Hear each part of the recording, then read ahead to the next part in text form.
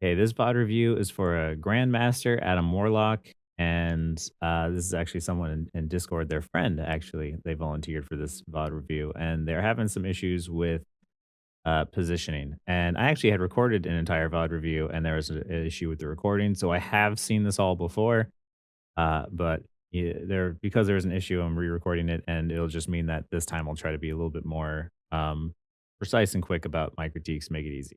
So that being said, we're just going to jump right into it now. I am simply a man who wishes to use his Go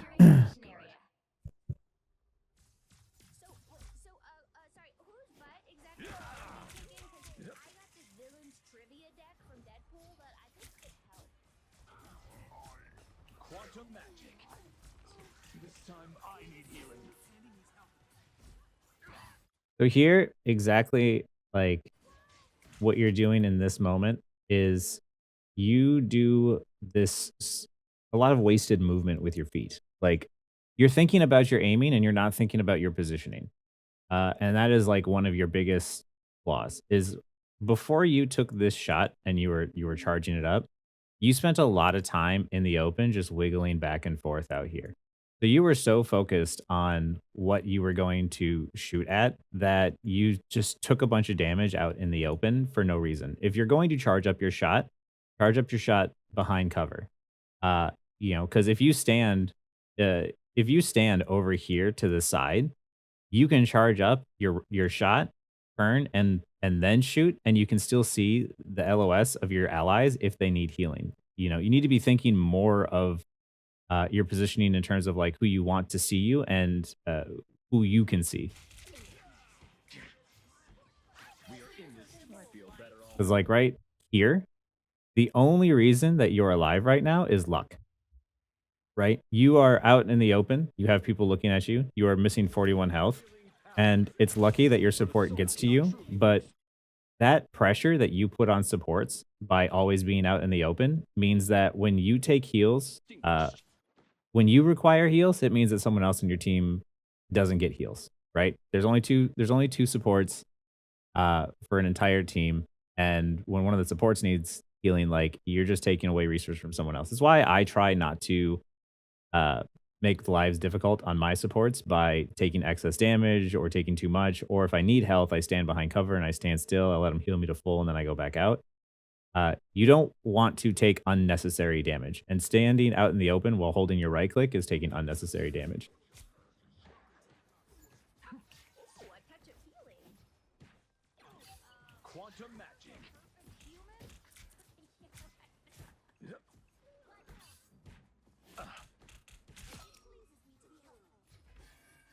Your ability to aim and hit shots and do damage is good. Like that part is good. You're an aggressive support, and I think that that is an important thing that a lot of support players don't feel confident to be able to do. But uh, there's just needs to be a balance. My cosmic might. Also, with this guy back here, like he's just wasting his time. If you know that there's one person back here and it's the support, you can kind of just walk forward and sort of leave him behind, knowing how much distance you've given him, and just sort of like bait him into an even worse position. And now, because like if all of you rush the front, that's 6v5 up front with only one support on their end, and he would have a hard time catching back up because it's Adam Warlock and he has no mobility. And I know that you guys kill him here, but just for future reference, like if an Adam Warlock, somebody with no mobility, is all the way at the back and it's not an assassin or something, like as long as you're just mindful of his position, you can just waste his time. The cosmos heals you. Who will help? I'll get you that. And right here, what's going to happen is your tank. This is not a critique on you, but more so just people in general who are watching. When you take all that damage, what's going to happen is now Cloak feels obligated to use her ult because of the fact that she didn't have other resources to keep Groot alive. And the enemy team hasn't started contesting the point yet. Now, it works out in this instance, but still, it's one of those things where instead of fighting when the enemy team started to contest, they forced the Groot forced the engage early by getting too low.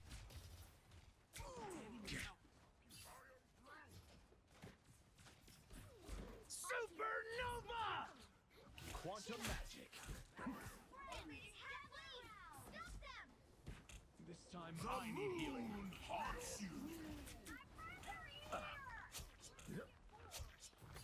That was a gnarly combo.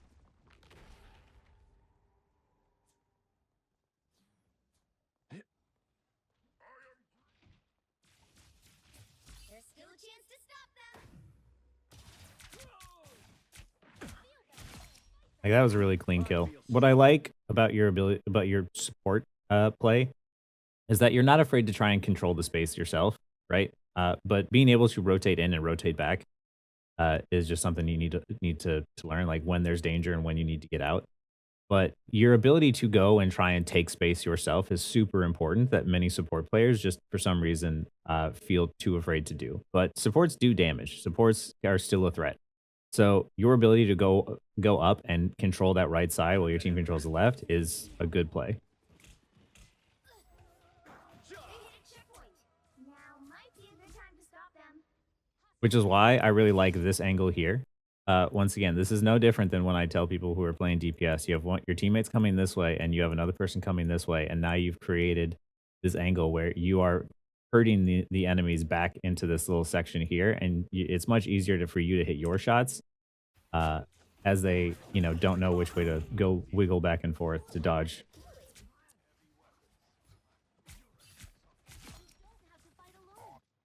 And right now, what you need to be thinking about, and this is going to happen a lot this game, you have your ultimate, right? Your ultimate on Adam Warlock is super powerful, but most Adam Warlocks never use it correctly. What you want to be doing is telling your team, like, hey, I know that we all just used our ultimates. We don't really have anything available, and we know the enemy team has a lot. I am going to, hide, back here in this room, or I'm going to hide up here. And I want you guys to all push in. Don't use any ultimates if you have any. So looking at you, Venom.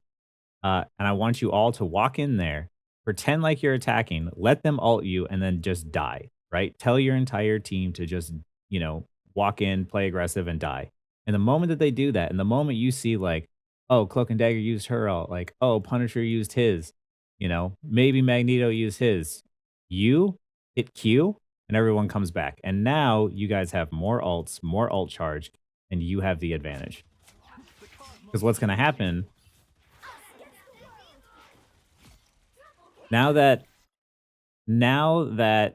their Cloak and Dagger decides to make a play, they push you all back, and now you're all out in the open. And what you are doing most of this game is you are reacting and you are not predicting. So now everybody is herded into this corner, and you're all a bunch of squishies. And Magneto, like, you see your allies already preparing to back around the cover to the best of their ability. You have no cover around you. Like, you were only thinking about walking forward and doing damage, and you weren't thinking about what was going to happen next. So Magneto gets a super free ultimate off because there's just nobody was waiting. Nobody was predicting or preparing for what they were supposed to be doing next. Everyone was just reacting. A new threat rises from beneath the waves. It's time I need healing. Also, you get the kill here, and you saw his cocoon ghost or whatever, and you are playing Adam Warlock, and you just died, and you use your cocoon, and then you kill the enemy Adam Warlock, right? And you know that he has cocoon because you're playing the same hero, and you die to him. Like this is where I was like, oh, he's definitely just reacting and he's not predicting. Like, that's the same hero as you, right? You know that what he's about to do, because, like, watch. I am born anew. Even though I know how this goes, like, that Adam Warlock got off a big ult, right? That's exactly what Adam Warlock should be doing, is preparing with his ultimate for what is going to happen next. My cosmic might returns. And getting off that big res. The cosmos heals you. Stronger together. Don't give them another inch, or else. Better stop that This enemy team just has lost so much momentum that they can't pull back out. And what's crazy is like you guys should have had this game in the bag for sure. 100%. 2, 3. Time to switch things up, including which side you're on. The battle starts in 5, 4, 3, 2, 1.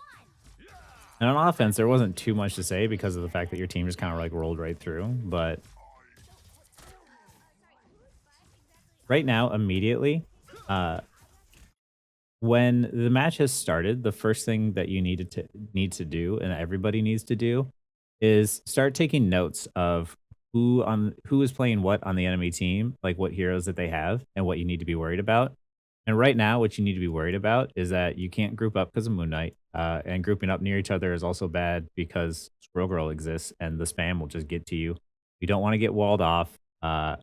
You have to plan for the res, and you know, you have to plan for poke from Magneto and blind and stuff from Cloak and Dagger.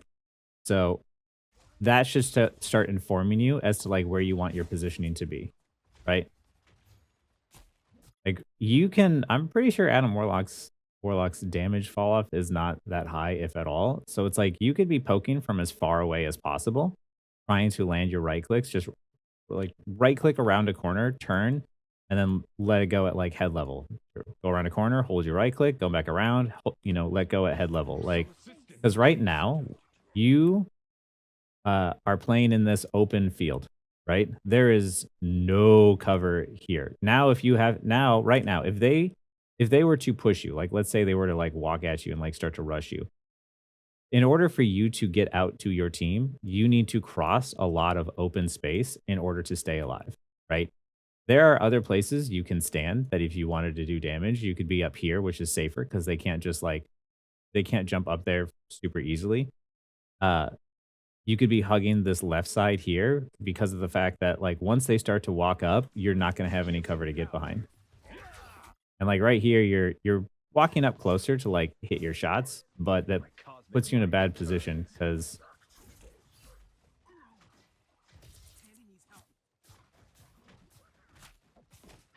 The cosmos heals you. I mean damage, which is good. But like right, this wall is exactly what I was like worried about happening. And oddly enough, your own Groot fell for the enemy Groot wall. And then there's just not enough time to save him.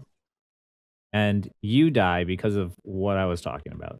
You know, by the time you realize that there was danger, you couldn't get back fast enough and you died instantly. So now it is a 4v6, not in your team's favor.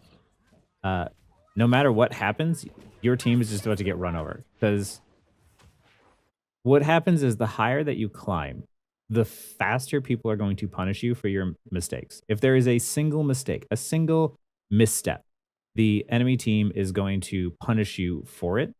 And if there's a mistake from one person and it's a 5v6, the odds of winning that fight are much, much lower. But when it turns into a 4v6, your team falls apart in seconds because now they're just going to rush them. Because even though you cocoon here, you've already lost your other tank, you lost other people. That's a good kill on Moon Knight, but ultimately it doesn't matter. Because of the fact that like maybe if you survived and you were able to play back a bit farther, you could have stalled long enough for Cloak and Dagger to get her ult and possibly turn the fight around. It's possible to turn a 5v6, but a 4v6 is damn near impossible at this point.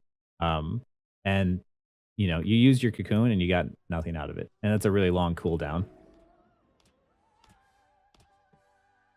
But something I noticed a lot too is that your resource management is you know, you're just thinking about constantly outputting it and just throwing out your resources and not thinking to yourself strategically of like, is this the best place for it? Which I do want people to use their resources. Don't just sit on them. Like, you definitely want to use them as much as possible, but you also want to try and use them in the ways that you know that they're not wasted. That's another way to learn in this game and try and figure out how to do better. It's not just like, oh, I died there. How did I die? How could I do better? It's, oh, I used this resource, but I didn't get any value out of it. Why? What's another way I could use it where I could get more value?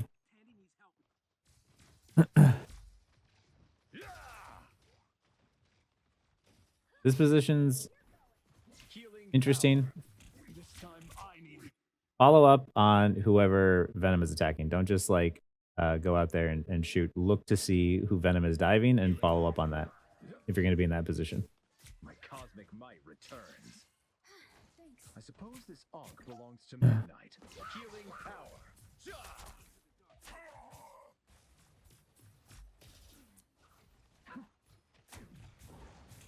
Right now, you just got your ult, right? So you want to be thinking to yourself, how do I want to use this ult? Because of the fact that like you're all grouped up and then you end up dying. Yeah. You know you're close to your ult, right? You know you're close to your ult. You know that your team is down by 1. You're all grouped up against a Squirrel Girl, and a Moon Knight, and you're all standing next to each other. You're just reacting to things, and you're not thinking to yourself, "I need to keep my distance from everyone, but still be because of these two, but I still need to be within LOS to try and heal my tank and my team." A high ground position is a pretty good spot. Another thing is because of the fact that I am close to my ult, I want to be someplace where I can be hidden in a second and they don't know where I'm at. So that way, once my team does die, I can res them all back up, right? You are in a position where you're always like, I'm just ready to shoot, I'm ready to do damage, I'm ready just to secure kills, and the enemy team is punishing you for it. Because you've relied, I think, so heavily up until this point on things like Soul Bond keeping you alive and your mechanical skill in order to aim and do damage, that now it's no longer helping you as much because getting to Grandmaster, I think, is like relatively easy in that you can have mechanical skill or you can have game sense. If one of those is really high and the other is really low, you can still get to Grandmaster. But once you're into Grandmaster, getting up higher into Celestial, the mechanics and the game sense need to match up. They need to start requiring the same level of skill because all players are going to start polishing both of those things. And you have the mechanical skill, which honestly is the hard part. There's still so much to do.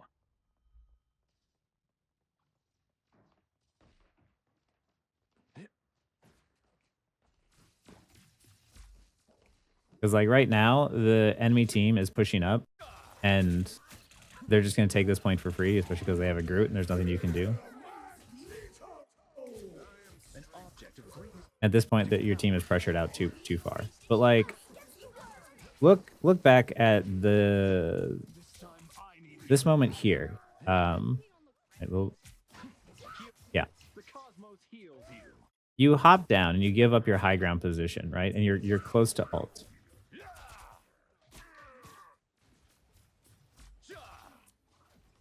Right? After you give up your high ground position, you could have stayed up there, built up your ult, and then just waited and told your team to like, hey, let's like back up, let's regroup. And dive in there, dry push. Which yeah, once again, dry push is attacking the team without using any of your ultimates in order to get them to use all of theirs so you can come back with a counterattack, whether it be through an Atom Res or an overtime. So you convince your team to dry push in there, pull out as many ults of theirs as they can because you know that they have a lot, and then you just hit Q and negate everything. And you would have been able to possibly hold this second point.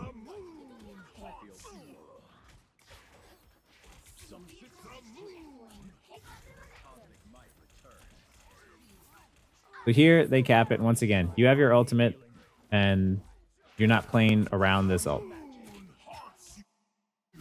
And you can see that like as you start to get pushed, right? Your team is over here and your cloak and dagger is over here, and you start backing up this way. And you're throwing out damage in a point where you should just be prioritizing staying alive, right? Like you're not going to kill anything through the cloak and dagger ult. So like when you see cloak and dagger ult, your job is just to stay alive and keep your team alive. Cloak and dagger has some really good positioning where she saw the danger incoming and was like, nope, and dipped out. And you haven't even been healing her much, but she still just has good positioning, so she's predicting what's happening and staying alive still because of it.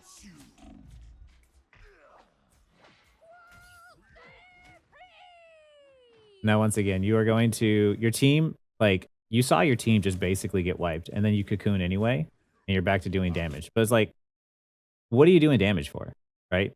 Like, what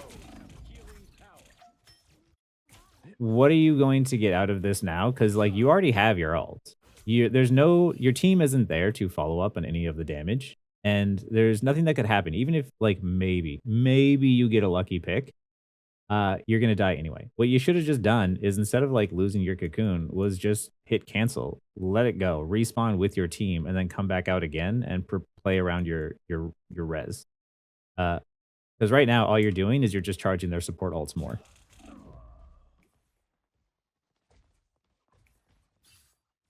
And staggering yourself super hard.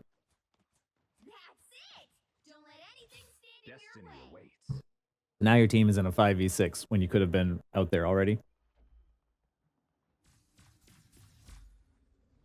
I am Groot!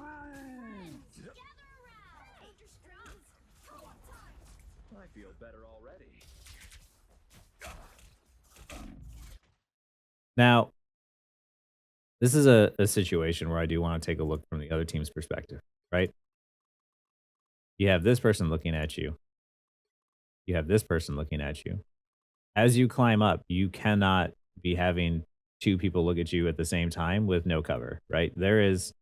You walked out into the open and you jiggled back and forth. You weren't mindful of your positioning and keep in mind that there was cover back here. If you wanted to shoot at Adam and keep him zoned off, you could have shot from this section. But you got greedy, hoping to go for the kill.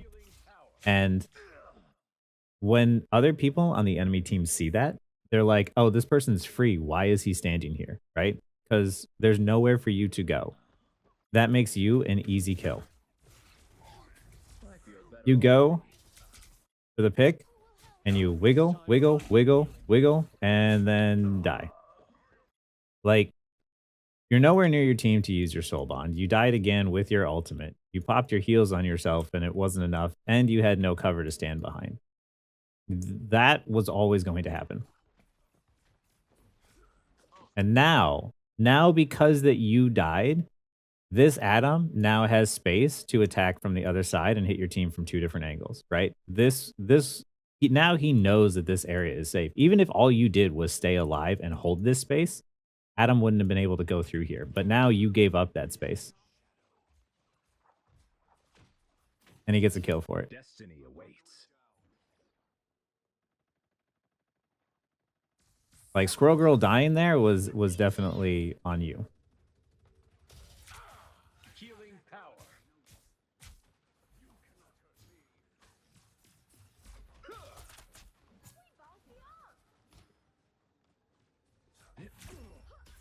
Now, understandably, the first round, 3, 2, 3. the first round was a bit of a stomp, so you didn't really get a chance to use your ult. Your second round, you had your ult for a while, and you never planned around it, and you never got to use it then either, right? So that's 2 rounds with not a single ultimate. And since this game is sort of built around the idea of using good ultimates, uh, that just kind of like, threw your defense. I know what you're thinking right here, and no, you do not put a squid there. Do is capture the mission area. Got it? I hope this is important. Reed and I had a date. Now, the squid goes up, and what's going to happen is she can see you, like, he can see you. So if they can see you here, that they can definitely see that squid, right? So that squid is just going to get blown up immediately. Like, the moment that they look at it, it's just gone, right?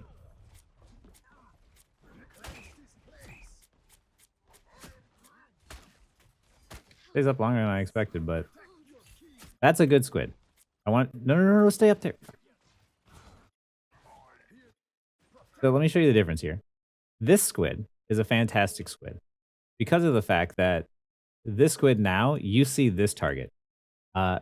He's perfect. You're up on high ground. The squid is here. there are what uh people on the enemy team. Take a look. Can't see the squid. He can see the squid, but he's your target. Can't see the squid. Can't see the squid. Can't see the squid. Can't see the squid. Right. So now when you are up in this position, like in my target prioritization video, where you shoot the targets who are out of position. You don't shoot just the high priority targets. Right now, he is your target. He's walled off. He's got, people in front seeing him from this location. He's got this dude up here. This is your target, right? Even if all you do is apply pressure, you can push him back. But for some reason, with that great squid, you hop down to low ground and you're standing near your team. And once again, why are you standing near your team when there's a squirrel girl and a moon knight? That squid dies relatively quick, I'm sure too. Like whenever you throw squids and you're throwing them just directly at people or directly in the middle, they just run the risk of just dying instantly. Like that. That's what I mean. Like that's typically what's going to happen when you play squids down just like in front of people. Good locations for squids up on walls like this, so they have to like walk in order to see them. Or if you have like a flank position, you can drop two behind them and then hit someone in the back line that's squishy with a right click and just kind of like insta delete them. You need to, as you get better at positioning, your squids will be more effective as well.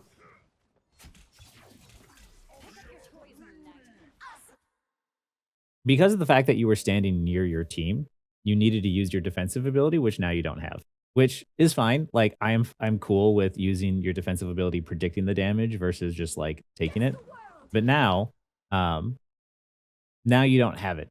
Also, decent squid positioning, but you have to remember, like when Cloak and Dagger ults, like odds are nothing's gonna die. You just need to survive 6 seconds, save your resources, and then after 6 seconds, when that ult runs out, then use your squids. Because like, look, you're not doing anything right now to him. And here you get tunnel vision. You're focusing on the damage. You hop down without your shift. You didn't have enough squids to truly fight, and you died with your ult again. And now you were thinking and only reacting. So now you backed yourself into a position where literally none of your team can see you. Like, if you would have stayed up on that high ground and controlled that space, it would have been better.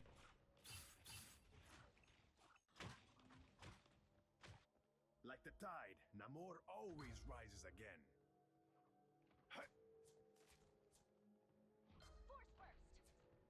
Your biggest problem is just you're not predicting things. You're not thinking ahead. You're only trying to react to the stuff in front of you, and you're only just trying to constantly do stuff. Because like right there, like what's that squid gonna do, right? Or that squid. Oh, never mind. I take it back.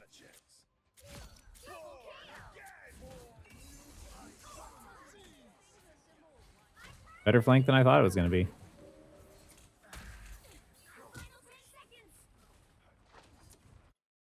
But yeah, that squid on the ground, not super great.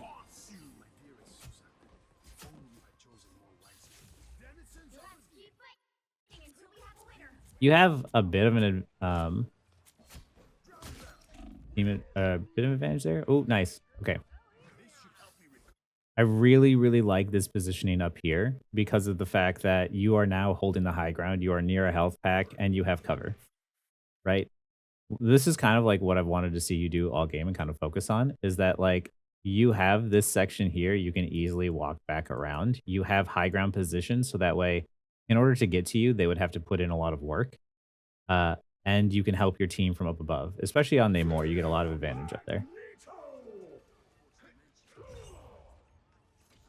There, now you know it's down. Start helping your team out. Okay. This is when you need to recognize like when the fight is over and you just need to leave, right? Like, everyone from your team is just walking out of spawn. It's in overtime. All you need to do is push them off of the payload and the game's over, right? Or the round is over, right? But like right now, you can see Groot's dead, Cloak and Dagger is dead. You have like four people in front of you? Yeah, 3 or 4 people in front of you. You just need to get out. And like, once again, you threw a squid and now you're down a squid. Like, Now you just should have you recognized the fight was over, held your squid, because one squid and hitting a right click does a lot of damage. Two squids and hitting a right click is just like insta bursted. So me personally, what I would have done is save my squid, gone up into like this position, waited for my team, turned around to look to see where they were, and just waited, right? Like you don't need to do anything. Like you can't stop the payload. That's what the tanks are for. The tanks are there to control that payload. You should be getting into a position in which once your tanks engage, then you turn around on the back line, uh drop like two squids like right here. That way it's looking at the payload, which is now probably right here, and you can just like insta burst their supports or something, right? Uh, or even put two squids on the ground. Either way, you put them when you have two squids and you land a right click, it's much easier than requiring you to land like another spear on top of that. Because right now, what you do We've got trouble. You're halfway there. Keep going. is you're just throwing squids into the middle of everybody. You get close on the atom, I'll give you that. But now your positioning is in a bad spot because now that you're all grouped up, Squirrel Girl is going to ult your entire party, and everybody is just clumped together, and your teammates are only just now getting back. Right? Y'all should have been just backing up and playing safe and waiting for your team to regroup rather than being all out there. Because, like, once again, here you take the duel with the Atom on the side. You don't have any of your resources because you kind of just throw them out willy nilly. And uh, your invisible woman had ulted and you weren't paying attention for that. So instead of being near your team and playing around like your ultimates and playing around like where your team's location was, you were kind of just always reacting, doing the same thing. You were like, oh, I have an Adam Warlock over here, I should attack. It's just like, no, if you took a few seconds when you were in this position to see your team's location, check the ultimates, you're like, okay, we have an invisible woman ult. My teammates are coming back. We'll alt the point and we'll stay alive and we'll re-engage when the tanks are back here with us. But instead, you took a fight off to the side to where I'm not even sure your cloak and dagger could even see or no. Oh. Yeah, everyone else is distracted and then you die. And to be honest, like that's fair. Like if I am invisible woman and I ult the point, I assume that if people need heals, they're going to jump into the ult. And then I'm going to start focusing on damage and trying to kill the people who are in front of me and helping support my team. If somebody else dies when my ult is up, I'll be like, I don't know where your position is there. Uh, because yeah, that one, Fantastic. oop, yeah,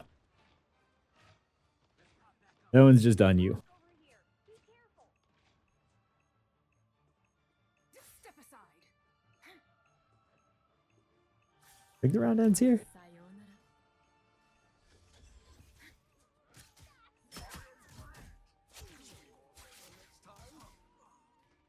clean up your toys, Mr. Spectre. Yon. The current score is 4-2-3. Time to switch things up, including which side you're on. The right heroes could make all the difference. There's always a 30 seconds. Stay strong. So holding up tab here and taking a look, you can see that like this is where I think like reading the scoreboard doesn't really help much. I think a lot of people misunderstand it where uh just looking at the stats, you're 19 and 10, which is going to be like, oh, well that's not, that's not too bad. You look at everyone else's stats, it's relatively close, like 26, 19, 19, 21. The thing is like you are leading the deaths on your team. Which means that your team is frequently in a 5v6 and that's because of you. Which puts the numbers advantage against them. And the entire first and second round, not a single ult was used from you, which is really detrimental. Like if you're going to play a super aggressive support, but you need an escape to get out, then you can play like Mantis, right? You can play Mantis and then that way, like if you start to take too much damage and you need to get out, you can just hit Q, right? It's better to do that than it is to play someone like Adam Warlock and never get your ult off all game. Because that's one of the most frustrating aspects is that I think Adam Warlock's ult is actually really, really powerful, but people just don't know how to play around it. And that goes for Adam players as well as just everyone else in Marvel Rivals. But you know, you are frequently putting your team at a disadvantage because of the fact that they have to make up for the lack of numbers that you should be providing. My brother and I are about as different as we could be. Just in time. Thanks.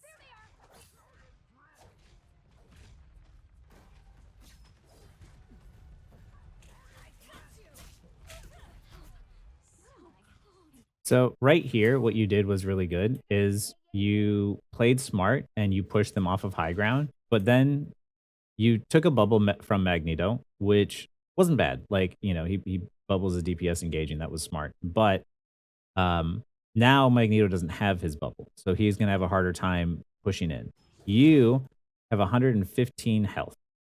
Your team is walking up behind you.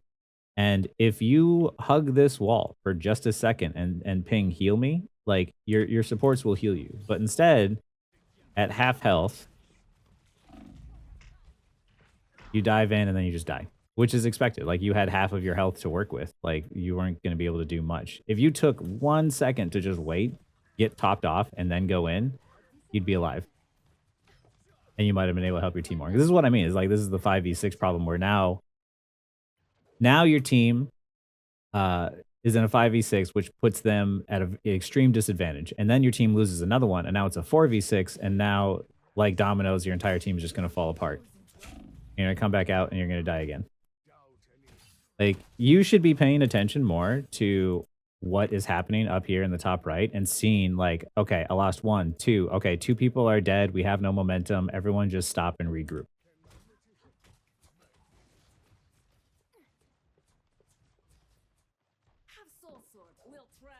Because I want you to notice, like right now, just due to the fact that you die as much as you do, your entire team basically has their ultimates right now. And pretty close for like the enemy team as well. The only one who's a little bit behind is Wanda, but that's whatever, it's Wanda. But if you, because of the fact that you are dead as often as you are, you can't charge your ultimates, you can't pull out resources. You know, you're just putting your team and yourself at a disadvantage. Against the world. Only 60 seconds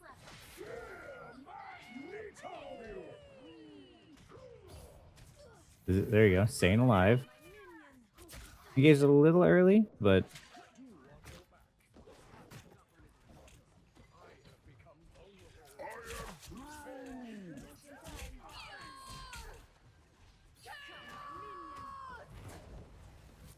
good dodge on the ult, but team is dead. Die. Die, reset. Or get out. Nice. You already got out. Why are you going back in? Okay, so if you would have died, you would have reset with your team.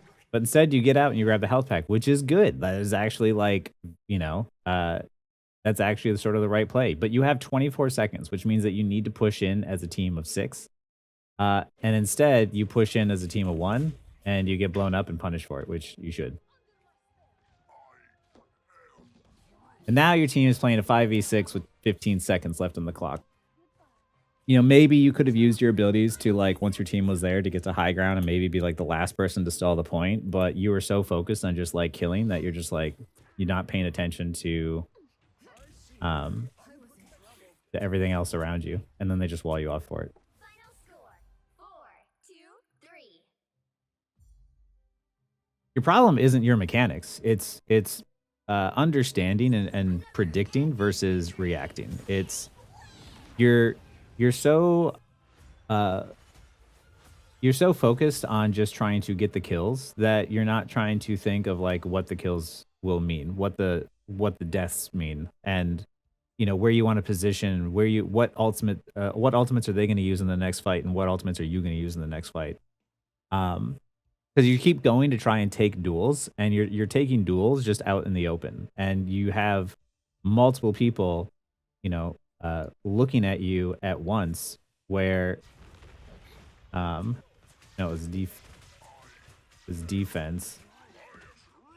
Yeah, you take duels where you're like, I just want to do damage, right? But look at this situation here. right? You are out in front of 1, 2, 3, 4, and as soon as this guy turns around the corner, that'd be a fifth person that could see you, right? There are 5 people looking at you all at once, and the higher you climb, the better aim people are going to have, and if you have 5 people looking at you at once, eventually at some point, all of these players are gonna look past this route and start shooting you. They're going to know, "Oh, this guy is playing way too aggressive," right? There are other places you can stand in which you can be up here, you can get a high ground, and look, if I'm up here and I'm in this position, I can turn, maybe I can see Moon Knight, maybe I can see, Squirrel Girl, right? Um, 'Cause, like, look at this Adam's position, right? He's charging up behind a corner, and he's prepared to go out and help his team and apply pressure and get a right click off, and all he has to do is turn this corner and look. 1, 2, 3 squishies, and a tank, right? And if he gets in danger, he just goes to the right. Right click, damage, back to the corner. Right click, damage, back to the corner. Um,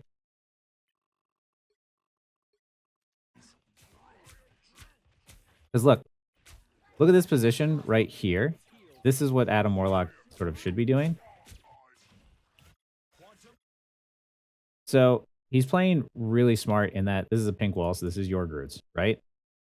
If he needs to heal his team, he can heal his team, right? And a Venom peeks his head out, he can hit just the Venom and no one's going to hit him. See how he's just like poking at the Venom and he's pushing the Venom back through pressure and applying heals? And at no point was he ever in danger. He had so much, he could do so much from that positioning that he never really had to worry uh, about anybody coming to get him, right? See here, look at this positioning here, right? He's positioned around this piece of cover, and when he right clicks, he's right clicking at Namor. He's chosen a target, and only he can see Namor, and only Namor can see him. Cloak and Dagger is on her way, but by that time, it's already too late. He's already done the damage, right? And look, as soon as he backs away, he's back around cover. He right clicks, and as soon as it's charged up, he peeks, and then he tosses his damage. And he's back around cover. Holds his right click, peeks back out, does damage, cover. See how he's doing it specifically in timing with his right click, with when he's peeking.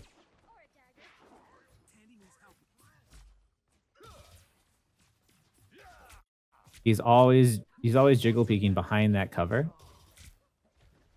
and playing around his own cover here. Because look, even now, right? This is a fantastic position on this Adam's part. Makes my job really easy. You have he's looking at his ally who's getting attacked, right? So now in this position, he has this wall here as cover. He can see his ally and he can shoot at Venom without being shot at himself. And he can now keep his teammate alive through this situation and push the Venom back and waste that ultimate of his.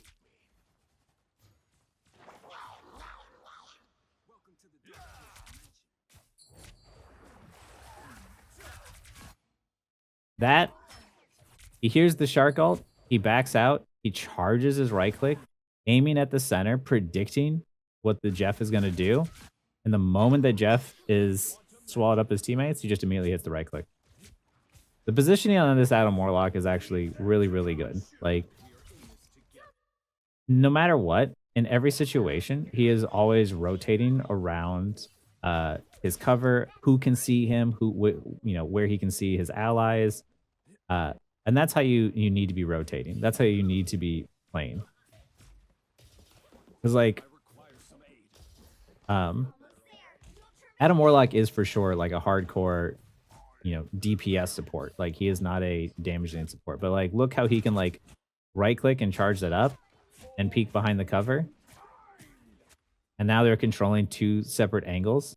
And he can just jiggle back and forth behind this cover and come back out and poke some more. That is how you want to play Adam Warlock. Is you want to be playing around that cover. You want to be mindful of, like, who can see you, how you can see your enemy, and you can only see just the enemy you want to hit, and that's the only one that can see you. Because the moment that you have 5 people looking at you at once, is the chance that you have 5 incoming places of damage coming at you all at once. Like you want to try and play safe, especially because of the fact that this is a non-mobile, uh, Marvel Rivals hero, and non-mobile heroes have to be even more hyper aware of their positioning, the damage that could be incoming, because of the fact that you can't quickly get anywhere to safety. So you need to be, just a step away from safety at all times. Because the moment that you're not, you're gonna get blown up. Uh, so yeah, whenever you are playing any of these non-mobile heroes, you have to be super mindful of your positioning and playing around this cover and playing around your bursty right clicks. Right here, he's in his ultimate, so he knows that he just wins this duel outright. Like there's nothing he has to even worry about. He can miss every shot. And he can play super aggressive now. Now he doesn't need cover because he knows his team has the advantage. When you know that your team has the advantage and there's like, 2 or 3 people on the enemy team down, then you just push in and you can all just like, you don't have to worry that much about cover. But yeah, basically, general rule of thumb, if it's a 6v4, the team of 6 will generally pressure out the team of 4 if you all just rush them at once. And if your team is a 4v6 against you, then in that team of 4, you probably just want to try and back up and reset and just group as 6.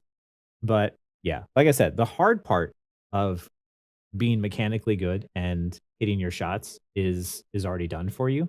You just need to be mindful of your positioning, your rotation, and also playing around your resources and your ultimates to make sure that they're not wasted.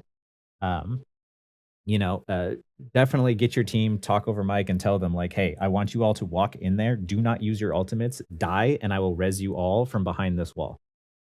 Because if you do that, and the enemy team uses 3 ults and you use 1, like, and you have all your resources up, you just immediately win that next fight, like, pretty much guaranteed. So, yeah, overall, like, you had some really impressive shots in there. You had some really, you know, uh, you had a diverse group of heroes that, like, and I think that, like, as soon as you sort of, like, understand your positioning a little bit better, that climb up to through Grandmaster is gonna get a lot easier.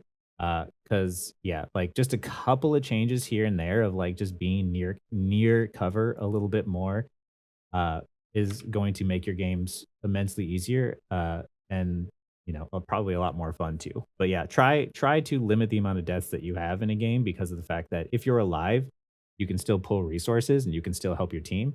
But if you're dead, then, a 5v6 is just basically like asking your team to lose. Like you're telling your team like when you die, like, "Hey, make up for my loss for me," okay? And that's a coin flip, and I don't like putting my fate in the hands of of other players. But yeah, hopefully this was helpful. Hopefully you got to take away something from this. Uh, Thank you again for letting me review it, and yeah, let me know how it goes in your future games.